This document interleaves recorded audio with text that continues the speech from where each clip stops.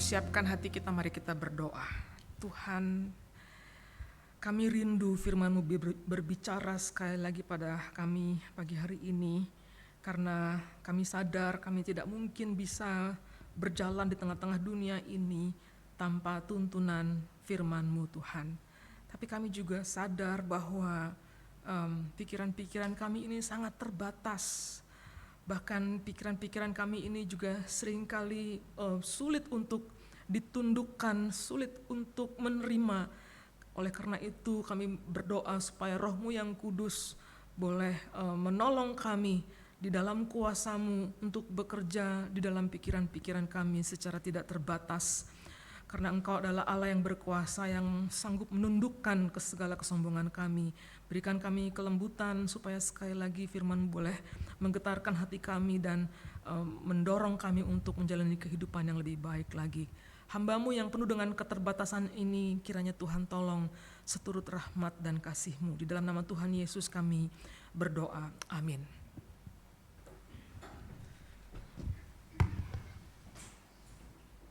Selamat pagi Bapak Ibu Saudara-saudara. Bagian firman Tuhan yang akan kita renungkan pada pagi yang indah ini, yang sedikit gerimis tetapi memberikan kenyamanan di hati kita, itu diambil dari Filipi pasal 2 ayat 1-4. Kita masih ada di dalam satu seri khotbah tentang karakter murid Kristus, ya. Karakter anak-anak Tuhan yang harus muncul di dalam diri kita. Filipi pasal 2 ayat 1-4 saya akan bacakan buat saudara-saudara sekalian. Jadi karena dalam Kristus ada nasihat, ada penghiburan kasih, ada persekutuan roh, ada kasih mesra dan belas kasihan. Sempurnakanlah sukacitaku dengan ini. Hendaklah kamu sehati sepikir dalam satu kasih, satu jiwa, satu tujuan, tanpa mencari kepentingan sendiri atau pujian yang sia-sia. Sebaliknya hendaklah dengan rendah hati, yang seorang menganggap yang lain lebih utama daripada dirinya sendiri. Janganlah tiap-tiap orang hanya memperhatikan kepentingannya sendiri, tetapi kepentingan orang lain juga. Yang berbahagia ialah mereka mendengarkan firman Tuhan dan memeliharanya dalam kehidupannya hari lepas hari. Amin. Saudara, saya akan membuka dengan satu kisah yang diambil dari mitologi Yunani. Ya, mungkin saudara-saudara pernah mendengar kisah ini. Sebenarnya kisahnya ini kompleks, ada beberapa karakter yang ada di dalamnya. Ada seorang perempuan bernama Echo, ada yang saya mau ajak saudara-saudara melihat adalah seorang bernama Narcissus. Cerita ini berbicara tentang seorang anak muda yang tampan sekali, ya, tampan, gagah, populer sekali. Itu impiannya semua orang. Banyak orang mengagumi dia, saking dia tampannya, ya, saking dia tampannya. Banyak orang kepingin dekat sama dia, banyak orang jatuh cinta sama dia. Narcissus sendiri juga tahu bahwa dirinya itu tampan. Dirinya itu menarik sekali. Tapi Narcissus tidak mempedulikan semua orang. Dia hanya menikmati bahwa orang itu mengagumi dia. Tapi dia gak peduli sama orang. Dan saudara-saudara, suatu kali Narcissus sedang berjalan masuk di tengah-tengah hutan. Dia bertemu dengan sebuah, entah itu kolam atau suatu genangan air. Konon katanya sebuah danau kecil, saudara. Waktu Narcissus melihat ke dalam air itu, dia melihat sebuah gambaran seorang yang sangat tampan. Seorang yang sangat manis sekali, seorang yang sangat bagus sekali, dan dia kagum sekali dengan gambaran yang muncul di air itu, saudara. Yang dia nggak tahu itu sebenarnya dirinya sendiri itu.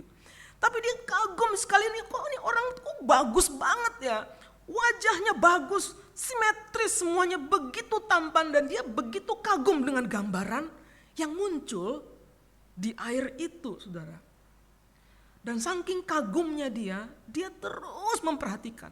Dia gak pergi kemana-mana, dia lebih lagi tidak memperhatikan orang lain, dia hanya memperhatikan cerminan atau pantulan dari air itu. Sampai-sampai saudara-saudara, Narcissus tidak mau pergi kemana-mana. Dia terus berdiri atau dia duduk tiduran di samping air itu. Dan setiap kali dia melihat, dia begitu kagum, dia senang, tapi dia tidak sadar bahwa tubuhnya makin lama makin lemas karena dia nggak makan, nggak minum, dia hanya memperhatikan dan mengagumi gambaran itu. Karena dalam cerita itu, saudara-saudara, Narsisus kemudian karena dia nggak ngapa-ngapain, dia nggak makan, dia nggak minum, akhirnya dia mati lemas. Lucu ceritanya sih, ya. Tapi memang itulah yang mau digambarkan di dalam kisah itu. Narsisus mati karena dia mencintai dirinya sendiri sebenarnya. Dan itulah kemudian nama ini, dari cerita ini diambil kata narsistik. Ya, narsistik yang artinya orang yang mencintai dirinya sendiri. Ya. Saudara, narsis kata orang gitu ya. Narsis itu mencintai diri sendiri. Itu sesuatu natur yang sangat kuat sekali yang ada pada diri manusia. Perhatikanlah bayi-bayi. Bayi begitu lahir udah narsis, saudara. Nggak perlu diajarin, dia sudah narsis. Dia menangis, dia teriak kalau dia lapar. Dan dalam keadaan lapar secara natural harus datang itu susu. Dia nggak akan berhenti menangis kalau susu itu tidak datang. Jadi waktu manusia lahir sebagai bayi, perhatikan, dia sudah menjadi narsistik. Dia punya sentral hidupnya adalah dirinya sendiri. Dia adalah the center of his world atau her world gitu. Dunianya itu sentralnya adalah pada diri. Anak-anak kalau melihat mainan bagus, dia akan mengatakan aku mau. Biarpun ibunya mengatakan enggak boleh. Aku mau. Ibunya mengatakan aku tidak punya uang. Yang penting aku mau. Dan dia harus mau. Itulah anak-anak. Anak-anak pusat hidupnya adalah dirinya sendiri, saudara-saudara. Secara natural mereka selfish, mereka egois, mereka mementingkan dirinya sendiri. Tapi sebenarnya sampai dewasa kita pun juga begitu, bukan? Kita juga begitu, bukan? Kita senang dengan diri kita sendiri, kita mementingkan diri kita sendiri. Justru secara natural kita menjadi egois. Dan untuk menjadi seperti tema kita hari ini, tidak memikirkan diri sendiri, itu gak natural. Itu susah. Itu seperti melawan gravitasi bumi. Karena sesungguhnya secara natural kita itu mementingkan diri kita sendiri. Kita bertumbuh menjadi dewasa itu dengan memberikan pupuk pada ego kita sendiri. Sehingga ego kita menjadi semakin besar. Aku menjadi nomor satu, lebih dari segalanya. It's all about me, me, me. Kita hidup dengan me, dengan aku. Saudara, kalau kita mendengar khotbah ini nanti, apakah nanti kalau kita pulang, kita akan mempraktikkan hidup yang tidak mementingkan diri sendiri? Bisa jadi, mungkin.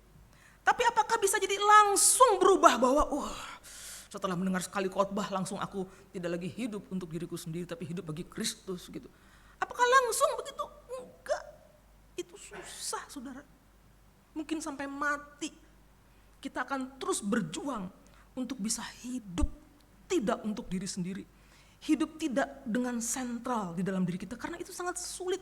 Itu bertolak belakang dengan natur kita. Tapi firman Tuhan hari ini mendesak kita. Makanya tadi saya berdoa minta Tuhan tolong kita sungguh-sungguh. Supaya firman Tuhan yang kita renungkan hari ini boleh sungguh-sungguh kita terima dengan keterbukaan hati. Dengan pikiran yang terbuka, dengan ketundukan bahwa kita mau belajar lagi hidup tidak dengan cara yang selfish, tapi selfless. Bukan selfish, tapi selfless. Selfless. Makin gak ada, diri tidak lagi menjadi pusat. Ini susah karena kita juga hidup di dalam zaman selfie, saudara. Kita ini senang selfie, anak muda kan senang selfie.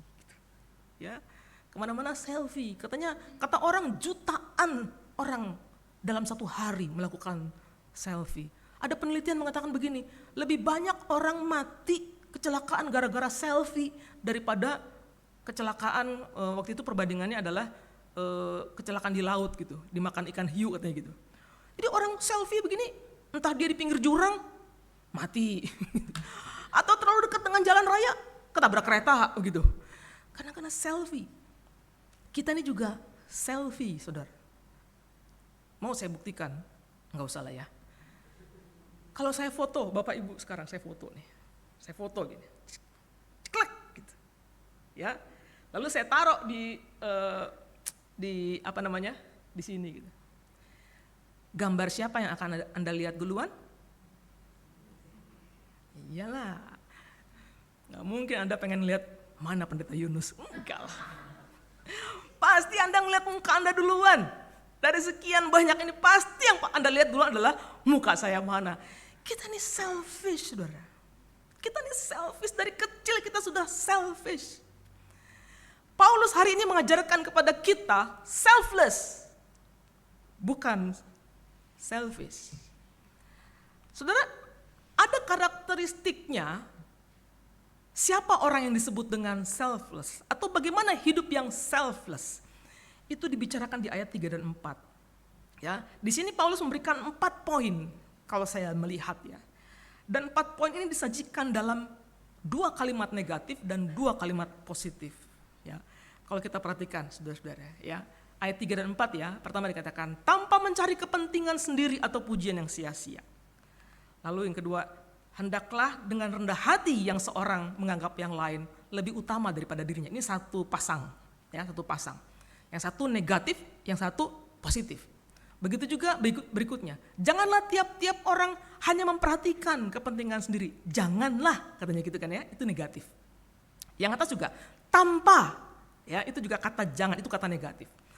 Lalu memperhatikan kepentingan orang lain. Jadi kalau kita memperhatikan, ya, saya bikin begini. Ya, ada 2 kalimat negatif, ada 2 kalimat positif. Jadi ada 2 do's, artinya yang harus dilakukan. Ada 2 don'ts yang tidak boleh dilakukan, yang tidak dan yang iya. Ini menceritakan, ini menggambarkan tentang hidup orang yang selfless. Ya, 2 yang atas itu adalah negatif. Jangan mencari kepentingan sendiri. Jangan memperhatikan kepentingan sendiri. Hendaklah dengan rendah hati, hendaklah memperhatikan kepentingan orang lain. Jadi kalau saya menyederhanakannya seperti ini, saudara. Ya, sebenarnya dia hanya ingin mengatakan begini. Karakteristik orang yang hidupnya selfless itu adalah tidak egois, tidak sombong, rendah hati, menghormati. Itu singkatnya. Don't be selfish, don't be prideful, but apa? Tapi do humble, do respect others. 4 ini yang saya ingin bersama-sama kita renungkan. Ini bicara apa sih? Supaya kemudian kita belajar mengejar hal yang berkenan di hadapan Tuhan, yaitu hidup yang selfless, bukan hidup yang selfish, saudara-saudara. Coba kita lihat 2 yang pertama, ya. Dua kata pertama yang menggunakan kata negatif, ya. Di ayat 3 dikatakan tidak egois dan tidak sombong. Kata yang Paulus pakai adalah tidak mencari kepentingan sendiri. Itu disandingkan dengan kata lainnya, ya. Jadi kata lainnya tidak mencari kepentingan sendiri, kata lainnya itu adalah pujian yang sia-sia. Itu kata Paulus. Saudara-saudara, kepentingan diri sendiri itu apa sih? Kepentingan diri sendiri itu adalah ambisi pribadi. Kalau kita sederhanakan. Self ambition, ambisi pribadi. Ambisi itu bisa berarti suatu keinginan yang besar untuk mendapatkan sesuatu. Ambisi pribadi itu bisa bagus, saudara. Karena semua orang harus punya ambisi. Bayangkan Bapak Ibu saudara-saudara kalau punya anak nggak punya ambisi. Nggak punya ambisi, nggak kepengen naik kelas, nggak kepengen pinter, nggak pengen. Kamu mau jadi apa? Nggak mau jadi apa-apa, nggak ada ambisi. Saudara kan juga pusing toh. Semua orang harus punya ambisi, ya. Tapi yang dibicarakan di sini adalah ambisi pribadi, yaitu suatu keinginan yang besar yang tujuannya adalah untuk diri, tujuannya adalah untuk mempromosikan dirinya, untuk keuntungan dirinya. Contoh yang sering dipakai untuk kata ambisi pribadi ini memang terlihat di dalam dunia politik. Di mana seseorang kalau maju mencalonkan diri sebagai pemimpin, mencalonkan diri sebagai seseorang dalam jabatan, dalam posisi, maka dia akan menunjukkan ambisi pribadinya. Dia akan melakukan segala cara untuk mendapatkan posisi itu dan dia harus meninggikan dirinya. Jadi kalau kita melihat akhir-akhir ini, beberapa bulan terakhir memang kita disuguhkan dengan hal seperti itu ya. Ketika orang kepingin duduk di parlemen, maka pola, tingkah laku, kata-kata, tindakan, semua yang dia lakukan adalah sebagai upaya untuk mencalonkan dirinya menjadi pemimpin dan duduk di posisi tertentu untuk keinginan dirinya. Segala yang dia pakai, segala cara yang dia pakai itu adalah untuk dirinya, itulah ambisi pribadi. Ambisi pribadi inilah yang sering kali menjadi faktor konflik. Di dalam sebuah konflik, mau di relasi apapun juga, mau di kantor, mau di keluarga, mau di tempat kerja, bahkan di gereja sekalipun, pasti ada unsur seseorang sedang mengejar ambisi pribadi. Pantaslah saudara-saudara Paulus itu memasukkan kata ambisi pribadi itu di dalam daftar panjang Galatia pasal 5 ayat 20 itu sebagai sesuatu yang terkait dengan perbuatan daging. Ambisi pribadi itu adalah hawa nafsu, itu perbuatan daging dan itu bertentangan dengan Roh Kudus. Ambisi pribadi itu dikaitkan dengan pujian yang sia-sia. Saya mau mengajak saudara-saudara mengenal arti pujian yang sia-sia ini. Ini menarik saudara. Jadi kata pujian yang sia-sia, jadi kalau Paulus mengatakan ambisi pribadi atau, berarti kata lainnya itu pujian yang sia-sia. Dalam terjemahan bahasa Inggris kuno, ya, kata yang dipakai adalah vainglory. Yang suka main game ada katanya game vainglory. Apa artinya vainglory? Vain itu artinya kosong, empty, sia-sia. Glory itu artinya gloria, kejayaan, kemenangan, kemuliaan, kehebatan, kebanggaan. Jadi sesuatu yang dikejar oleh manusia itu gloria. Jadi kalau digabung dua kata ini, itu artinya kebanggaan yang dikejar sedemikian rupa, tapi sebenarnya sia-sia. Itu artinya vainglory. Tentu saudara bertanya, gimana Bu? Sesuatu yang membanggakan, yang hebat, berprestasi, yang indah, tapi sia-sia. Itu yang seperti apa? Saya kasih contoh, karena saya ada di dunia akademik. Saya ngeliat mantan mahasiswa saya banyak banget di sini bertaburan ya. Ada yang masih mahasiswa juga. Saya kasih contoh yang saya tahu gini. Misalnya gini ya, dalam dunia pendidikan tinggi, baik seminari maupun universitas, saudara-saudara, kesalahan yang paling fatal dilakukan oleh seorang mahasiswa adalah dia bikin tugas, dia ambil dari satu sumber, tapi dia nggak tulis dari mana sumbernya. Jadi dia ngejiplak, dia tulis di sana, orang yang membaca berpikir bahwa itu adalah tulisannya dia. Tapi sebenarnya dia jiplak dari tempat yang lain. Saudara, mengapa seorang mahasiswa bisa melakukan itu? Karena dia kepengen dapat nilai bagus. Gitu? Kalau dia dapat bagus, maka dia dipuji. Dia bukan hanya dipuji oleh dosennya, dia bukan hanya mendapatkan nilai bagus dari dosennya, tapi dia juga dipuji oleh orang-orang lain. Nah saudara, ketika dia melakukan itu, dia mendapatkan pujian. Tapi sebenarnya pujian itu kosong, empty, gak ada artinya. Kenapa? Karena dia mendapatkannya dengan cara yang tidak benar. Nah itu dia artinya vainglory. Jadi saudara, orang yang ingin mendapatkan pujian, tapi dengan cara-cara yang tidak benar, itulah juga vainglory. Nah Paulus mengatakan janganlah tiap orang hanya memperhatikan kepentingannya sendiri. Ini bicara tentang kesombongan saudara. Ini bicara tentang pride, kesombongan. Jadi vainglory sama prideful itu memang 11-12. Itu deket, enggak sama tapi mirip, tapi terkait erat. Beda, bisa dibedakan. Dan kita harus tahu supaya Bapak Ibu, saudara-saudara kita semua bisa menelisik lagi hati kita. Aku punya vainglory apa enggak? Aku punya kesombongan apa enggak?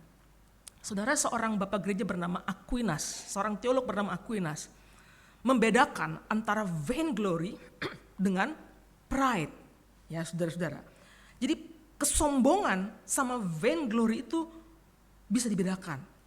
Jadi kata pride, sombong, itu lebih terkait dengan keinginan untuk menjadi terhebat, keinginan untuk menjadi besar, menjadi super, menjadi nomor satu, itu kesombongan.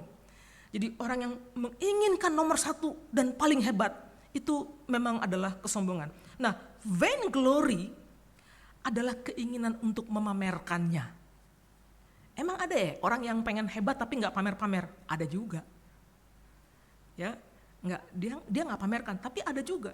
Tapi biasanya orang yang kepingin nomor 1 dan sebagainya, setelah dia dapat, dia kepingin memamerkannya. Itu vainglory, dan kebanyakan orang itu dua-duanya. Dia prideful, tapi dia juga vainglorious. Jadi sombong dan pamer. Nah, orang yang sombong dan pamer gak mungkin memperhatikan orang lain, saudara. Orang yang sombong dan ingin memamerkannya, itu sama-sama memuja diri. Sama-sama sentralnya adalah diri. Saya teringat dengan satu kisah yang diungkap oleh Lukas di pasal 18. Di sana ada seorang Farisi. Jadi rupanya saudara, vainglory sama pride itu bisa menyusup masuk pada kita ini orang-orang percaya. Bahkan pada kita sebagai orang-orang yang melayani Tuhan, itu bisa menyusup rasa sombong dan rasa ingin memamerkan. Dan itu diungkapkan dengan kisah yang diungkapkan oleh Tuhan Yesus sendiri. Ada seorang Farisi masuk ke bait Allah, berdoa. Saudara tahu kisah itu. Pada saat yang sama ada juga seorang pemungut cukai juga berdoa di tempat yang sama. Lalu orang Farisi itu maju ke depan dan berdiri dan mengatakan, "Ya Allah," katanya, "aku mengucap syukur kepadamu karena aku tidak sama seperti semua orang lain," katanya. "Aku tidak merampok, aku bukan perampok, aku bukan penzina, aku bukan orang lalim. Aku tidak seperti pemungut cukai ini," katanya begitu, saudara. Ditambahkan lagi, nggak cukup, ditambahkan lagi, "Aku berpuasa 2 kali seminggu. Aku memberikan 1/10 dari segala penghasilanku." Saudara, kita tahu dalam cerita ini, yang dia tinggikan sebenarnya bukan Allah, walaupun dia mengatakan, "Ya Allah," gitu. Cuman sekali doang depannya, "Ya Allah." Berikutnya dia bicara tentang siapa? Aku bukan perampok, aku bukan pezina, aku bukan orang lalim, aku berpuasa, aku memberikan persembahan, aku dan aku. Saudara, betapa mengerikannya bahwa sikap kesombongan ini bisa menyusup dalam hidup kita orang percaya. Menyusup pada orang-orang yang melayani Tuhan. Orang-orang yang berhadapan dengan banyak orang. Orang yang justru melakukan pekerjaan-pekerjaan pelayanan. Justru sangat rentan menjadi orang yang vainglorious. Senang memamerkan kehebatan diri. Saudara, ini 2 tanda yang barusan kita bahas. Tidak egois dan tidak sombong. Itu adalah tanda orang yang selfless. Ya, berikutnya adalah 2 tanda berikutnya bersifat positif. Humble dan respect others, menghormati. Paulus mengatakan, "Hendaklah dengan rendah hati yang seorang menganggap yang lain lebih utama daripada dirinya sendiri." Bapak Ibu saudara-saudara, orang Yunani itu enggak suka dengan kata humility, enggak suka dengan kata rendah hati. Ide rendah hati buat orang Yunani itu, kok manusia rendah hati gitu. Dia enggak suka. Karena orang Yunani itu senang sekali melihat orang yang hebat. Buat dia menjadi manusia itu adalah menanjak. Terus menerus semakin hebat dan semakin hebat. Jadi orang Yunani percaya itu hidup itu harus menanjak. Kalau kayak begini mirip sama kita juga mirip sama orang Yunani. Buat kita hidup itu harus menanjak. Dulu gaji kita cuma 1 juta, sekarang gaji kita harus 5 juta. Nanti 2 tahun lagi harus lebih naik lagi. Semua orang kepingin menanjak. Dulu hanya punya 1 mobil, kalau bisa nanti menanjak punya 3 mobil. Dulu hanya punya 1 rumah, menanjak, terus menanjak. Itu pikiran orang Yunani, saudara. Orang Yunani senang mengalami penanjakan. Buat orang Yunani yang hebat itu adalah orang yang berkuasa. Seperti Alexander Agung, umurnya 20 tahun udah jadi kaisar. Dia menguasai seluruh Makedonia. Dia menggantikan bapaknya menjadi raja. Orang yang hebat itu seperti Kaisar Agustus. Dia kuasai hampir seluruh dunia. Sehingga Romawi itu dianggap sebagai penguasa dunia.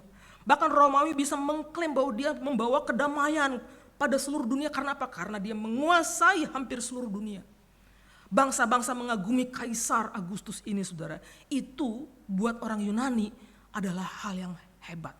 Nah, seperti itulah manusia harus terus menanjak, terus menanjak. Tapi sekarang Paulus mengatakan hal yang sangat berbeda. Dia bicara tentang rendah hati. Lowliness of mind. Rendah. Melihat diri kita bukan di atas, bergerak ke atas, tetapi melihat diri kita terus bergerak ke bawah.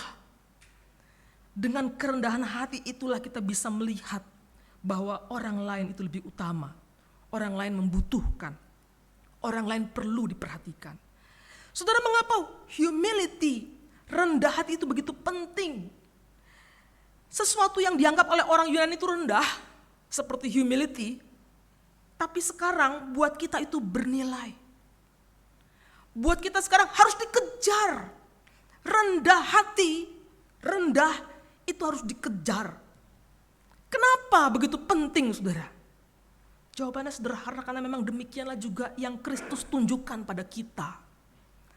Kalau kita membaca ayat 5 dan seterusnya, maka di sana kita akan melihat bahwa kerendahan hati itu dicontohkan atau dimodelkan oleh Kristus itu sendiri.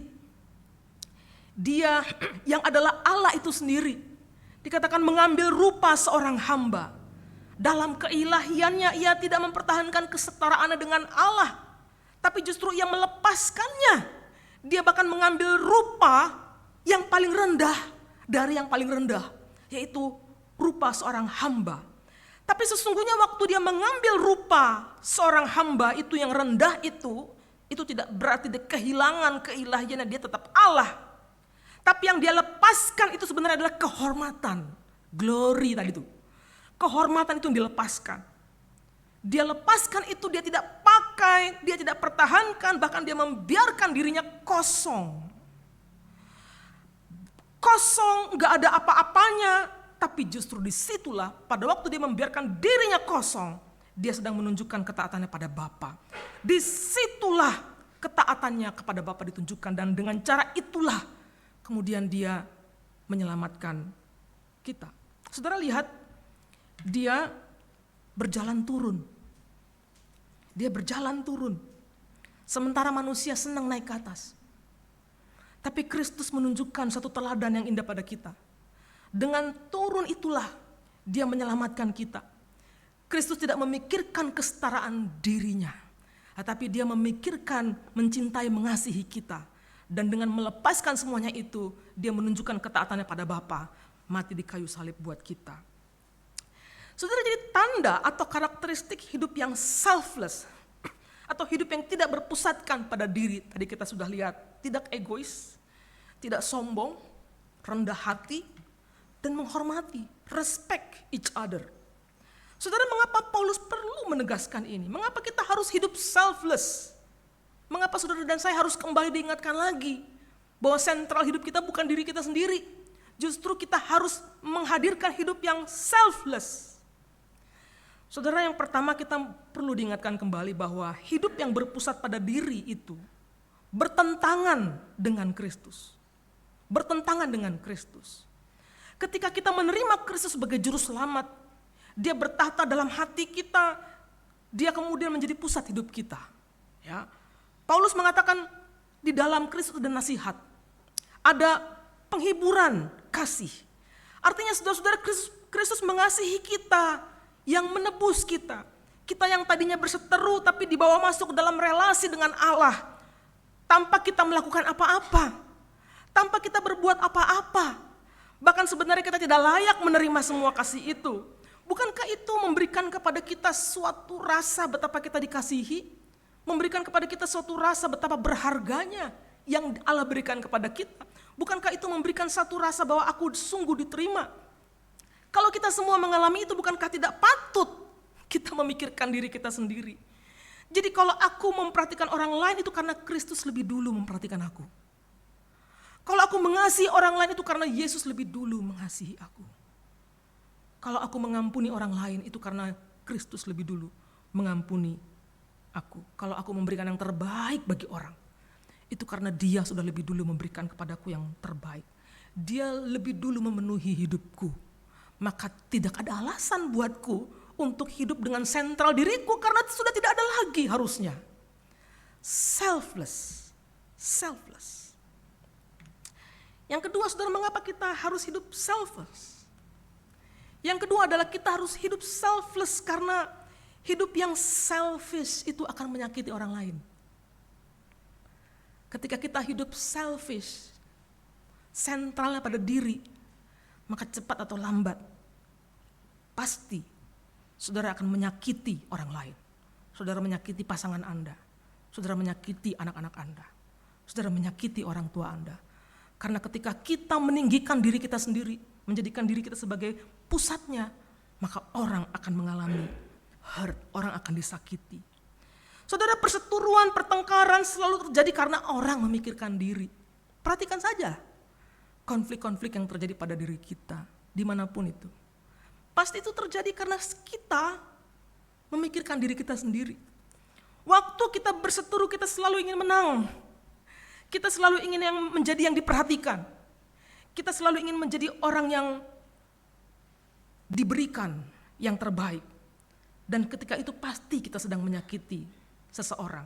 Entah dengan kata, entah dengan sikap, entah dengan perbuatan kita. Pertengkaran juga terjadi pada anak-anak Tuhan. Pertengkaran juga terjadi pada keluarga-keluarga Kristen.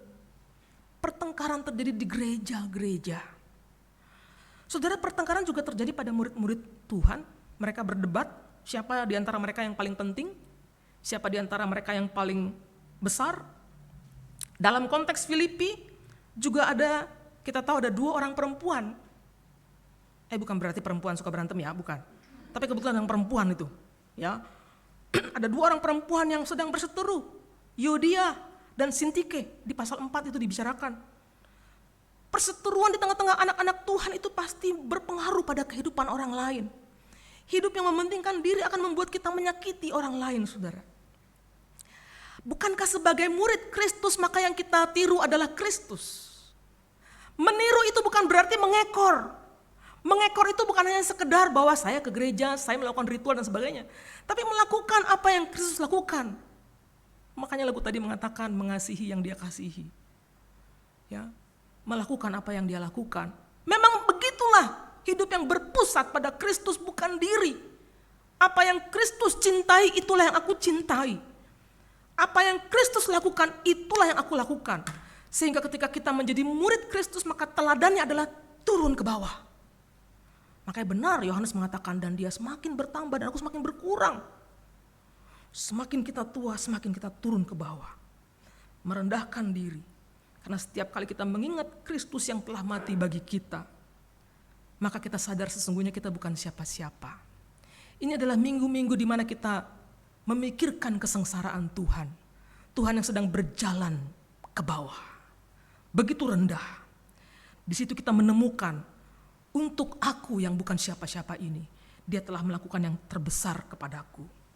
Ketika aku memikirkan kasih Allah, aku sadar aku bukan apa-apa. Aku gak punya apa-apa. Tapi karena Dia lebih dulu mengasihi aku, maka aku bisa melayani Tuhan. Maka aku bisa menjadi berkat bagi orang lain. Maka aku bisa memikirkan orang lain. Tidak mungkin ada orang yang bisa hidup selfless kalau Kristus tidak lebih dulu memberikan dirinya kepada kita. Karena Kristus lebih dulu memberikan dirinya pada kita, maka kita bisa hidup selfless bagi Kristus. Hari ini kalau saudara memikirkan konflik dengan seseorang, ketidakakuran, ketidakcocokan, ciong, gak suka gitu. Pasti ada unsur di mana kita sombong, kita mencari vainglory, kita egois, kita sulit untuk rendah hati. Pasti ada bagian kita di sana. Mari kita minta Tuhan menolong kita sekali lagi untuk menjadi anak-anak Tuhan yang sungguh-sungguh hidupnya selfless. Karena dengan menjalani hidup yang selfless, maka saudara dan saya bisa saling memikirkan satu sama lain. Memikirkan orang lain lebih penting daripada kita. Mari kita berdoa. Tuhan, ampuni kami yang begitu keras hati. Kami terdidik, terbiasa di dalam hidup di mana kami menjadi pusatnya. Begitu susahnya hidup berpusat kepada Kristus. Padahal begitu jelas yang Kristus lakukan buat kami. Bukakanlah hati kami ya Tuhan, lembutkanlah kami, supaya kami mau belajar lagi bagaimana hidup yang selfless living. Tidak memusatkan pada diri, tapi kepada Kristus. Karena dengan berpusat pada Kristuslah maka kami bisa menjadi berkat bagi banyak orang. Kami bisa menjadi hal yang indah bagi orang lain. Kami bisa menolong, kami bisa menjadi berkat, kami bisa memberikan yang terbaik, kami bisa menuntun mereka, kami bisa menolong, banyak hal yang bisa kami berikan kepada orang lain ketika kami menjalani hidup yang selfless. Biarlah anugerah Tuhan boleh terus menyertai kami. Di dalam nama Tuhan Yesus kami berdoa. Amin.